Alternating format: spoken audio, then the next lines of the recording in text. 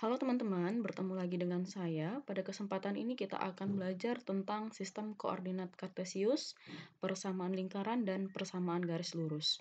Oke, kita masuk ke yang pertama, sistem koordinat kartesius.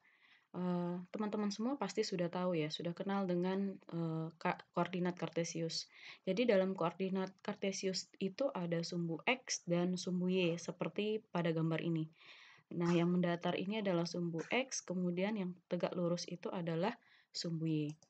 Kemudian dalam sistem koordinat kartesius itu ada 4 bagian. Yang mana bagian pertama itu disebut sebagai kuadran 1.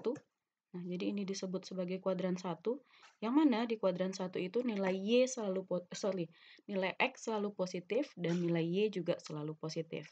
Kemudian yang di sebelah sini namanya kuadran 2. Di kuadran 2 nilai X bernilai negatif dan Y bernilai positif. Kemudian ada lagi namanya kuadran 3. X-nya bernilai negatif dan Y-nya juga bernilai negatif. Kemudian kuadran 4, X-nya bernilai positif dan Y-nya bernilai negatif.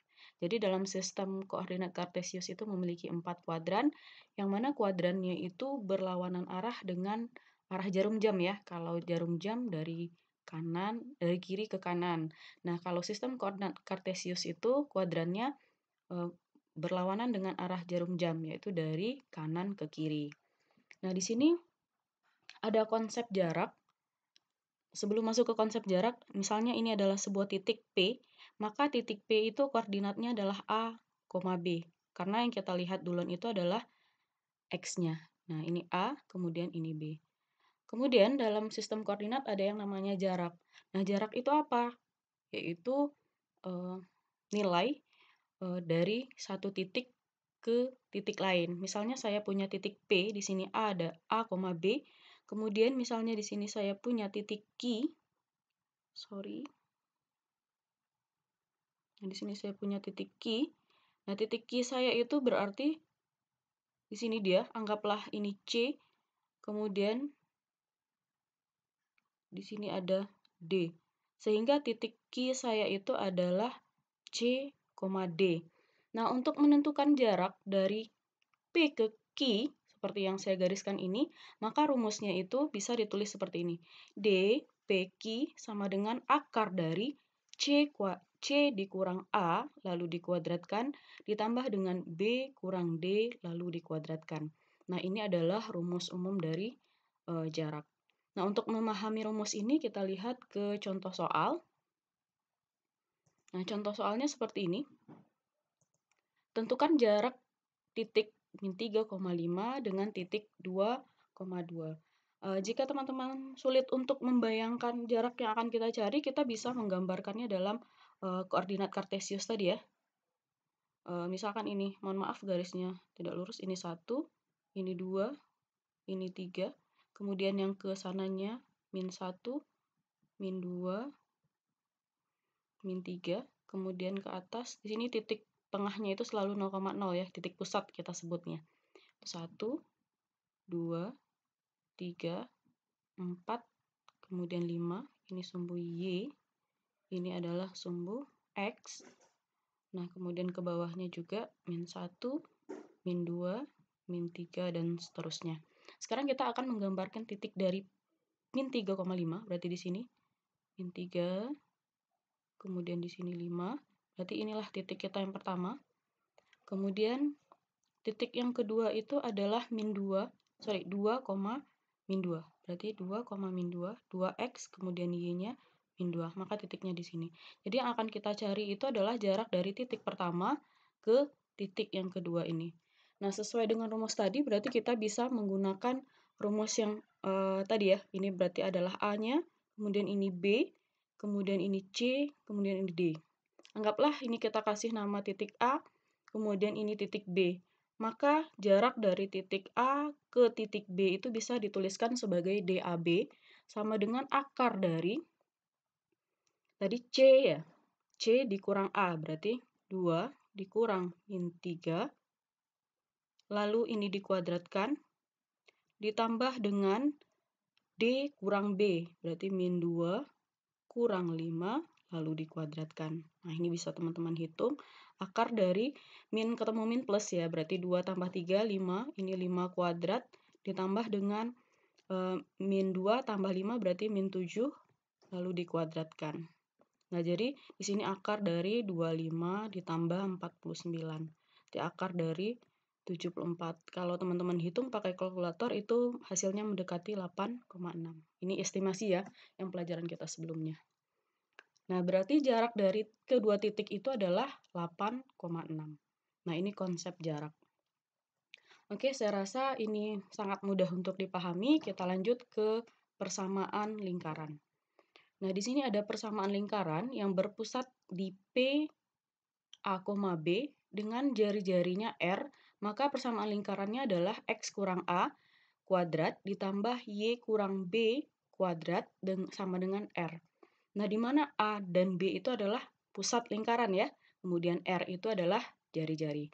Nah, contohnya, penggunaan rumus ini, tentukan persamaan lingkaran yang berpusat di min 2,3 dengan jari-jari 4. Otomatis teman-teman langsung bisa menggunakan rumus di atas ya, rumus ini, teman-teman langsung bisa menggunakan rumus ini.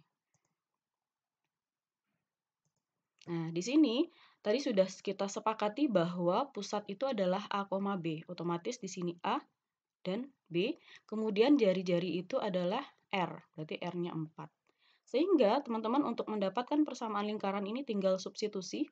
X dikurang A, A-nya adalah min 2. Lalu dikuadratkan, ditambah Y dikurang B, B-nya 3. Lalu dikuadratkan, sama dengan R kuadrat, R-nya adalah 4 dikuadratkan. Nah, sampai sini saja ini sudah bisa disebut sebagai persamaan lingkaran.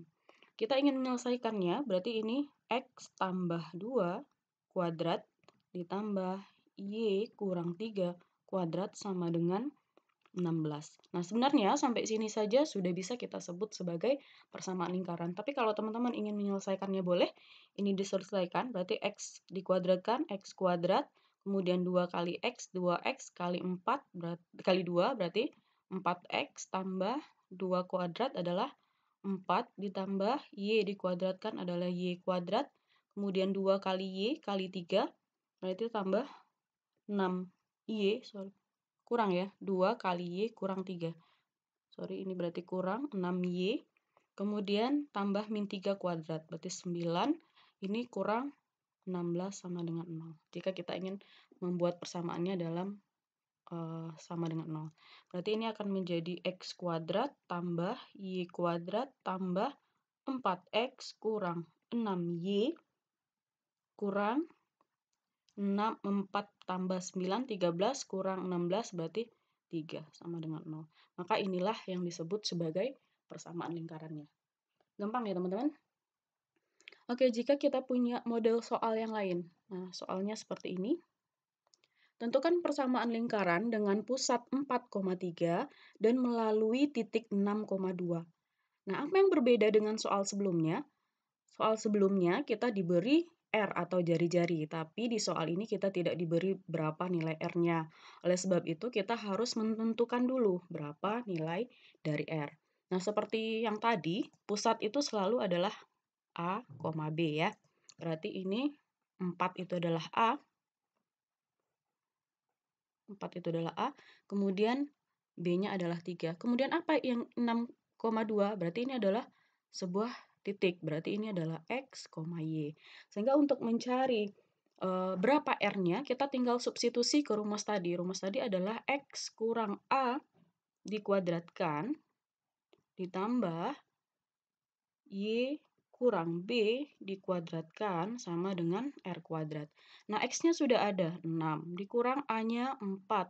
Lalu ini dikuadratkan ditambah Y-nya, 2. Dikurang 3, lalu dikuadratkan sama dengan R kuadrat.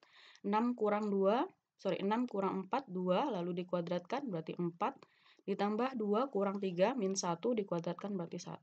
Berarti R kuadratnya adalah 5. Jadi jari-jari kita adalah akar 5. Nah, sudah dapat R kuadrat, berarti kita sudah bisa menentukan persamaan lingkaran tadi yang akan kita cari. Yang mana persamaan lingkaran itu tadi adalah X kurang A. X dikurang A. A-nya adalah 4, ya, 4 kuadrat ditambah Y dikurang B. B-nya 3 kuadrat sama dengan 5. Maka inilah yang disebut sebagai persamaan lingkaran. Ini boleh teman-teman selesaikan sampai akhir. Sampai sini juga disebut sebagai persamaan lingkaran. Oke? Itu tentang persamaan lingkaran. Kemudian kita lanjut ke persamaan garis lurus. Nah, di sini sudah saya bikin summary-nya. Untuk persamaan garis lurus ada 4 yang harus teman-teman ingat. Yang pertama, persamaan garis tegak itu adalah X sama dengan K. Bagaimana itu garis tegak maksudnya? Jadi kalau kita punya sistem koordinat tadi ya. Nah, misal kita punya sistem koordinat seperti ini. Kemudian saat nilai X kita ingin menggambar X sama dengan 2, K-nya itu adalah konstanta ya. K itu adalah konstanta, berarti kita punya ini X, ini Y. Berarti di sini misalnya adalah 2, maka garis tegaknya adalah ini. Harusnya garisnya lurus ya.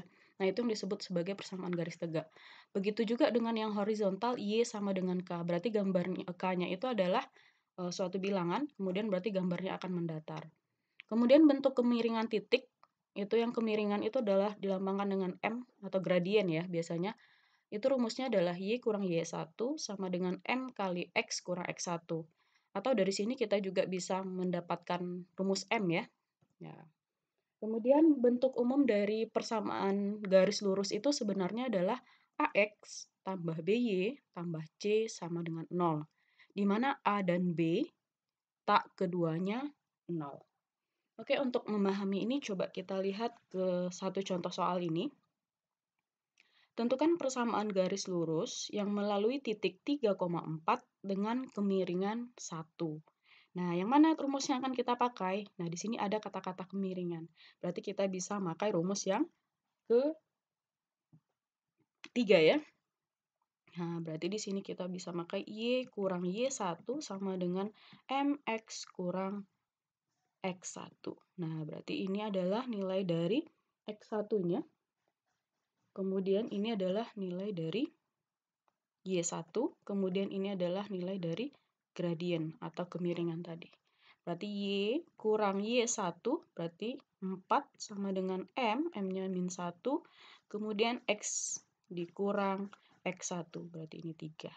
Y kurang 4 sama dengan min X tambah 3. Nah, ini bisa kita bentuk dia menjadi persamaan seperti ini, persamaan umum. Bagaimana caranya? Berarti kita susun dia sehingga membentuk AX tambah BY tambah C.